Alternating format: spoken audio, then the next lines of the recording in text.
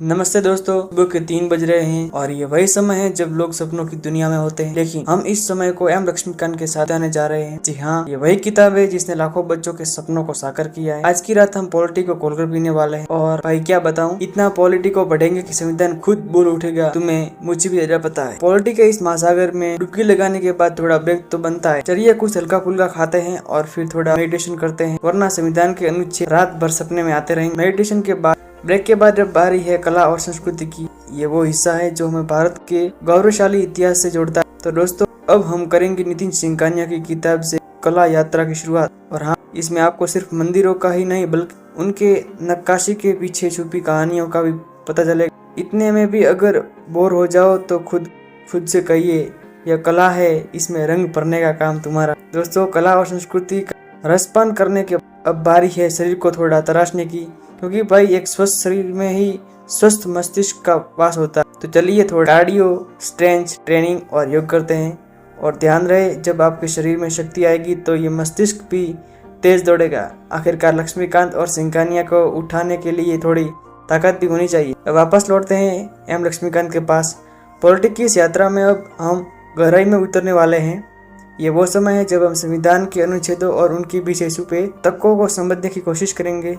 और अगर बीच बीच में मन में ये सवाल उठे कि इतना पढ़ने के बाद भी कुछ याद क्यों नहीं रह रहा, तो खुद से कहे, किसने कहा था कि ज्ञान की यात्रा आसान होती है। अब दोस्तों, पेट पूजा का समय हो गया है। पढ़ाई चाहे कितनी भी जरूरी हो, पर ये भूखा पेट किसी भी क्रांति का हिस्सा नहीं बन सकता। इसलिए अच्छे से खाना खाइए और थोड़ी देर आराम भी कीजिए।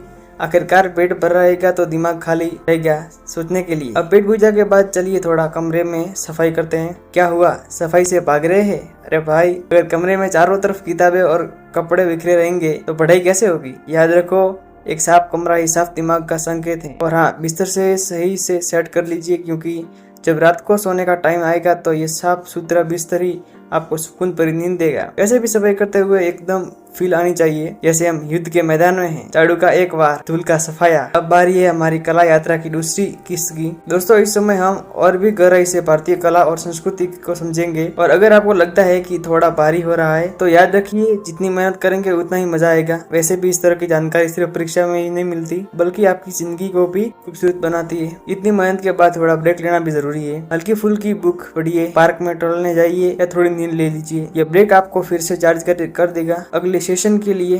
और हाँ, इस दौरान ये मत सोचिए कि पढ़ाई की कमी हो रही है, बल्कि ये सोचिए कि खुद को फिर से रिचार्ज कर रहे हैं अगले बार के लिए। अब बारी है दुनिया की खबर लेने की। करंट अफेयर्स और न्यूज़पेपर पढ़ने का समय है। यह वही जानकारी है जो आपको अपडेट रखेगी और आप अपनी जानकारी के किसी भी डिबेट में जीत सकते हैं। और हाँ, नोट्स बनाना मत भूलिए, क्योंकि ये छोटी मोटी जानकारी ही बड़े सवालों का जवाब देती है। दिन भर की मेहनत के बाद अब वक्त है डिनर का, और उसके बाद थोड़ी क्रिएटिविटी दिखाने का भी। वीडियो एडिटिंग का समय है, जो हमारी मेहनत को एक रंगीन रूप देता है। ये वो समय है जब आप दिन भर की थकान भूल जाते हैं और खुद को थोड़ी मस्ती में डुबा देते हैं। और हाँ, अगर एडिटिंग के बीच कुछ भी भूल जाए तो एक और प्लेट ले आना। आखिरकार दिन का अंत हो गया। ये 24 घंटे का सफर था जिसने हमने पढ़ाई, एक्सरसाइज, मस्ती और थोड़ी बहुत जिंदगी जी। अब बारी है अच्छी नींद लेने की, ताकि अगला दिन भी उतना ही शानदार हो। और सबसे अच्छा बिस्तर जो हमने साफ सुथरा सेट किया है, अब इसका पूरा आनंद लेंगे। तो चलते हैं बिस्तर की तरफ और लाइट करते हैं बंद रूम की।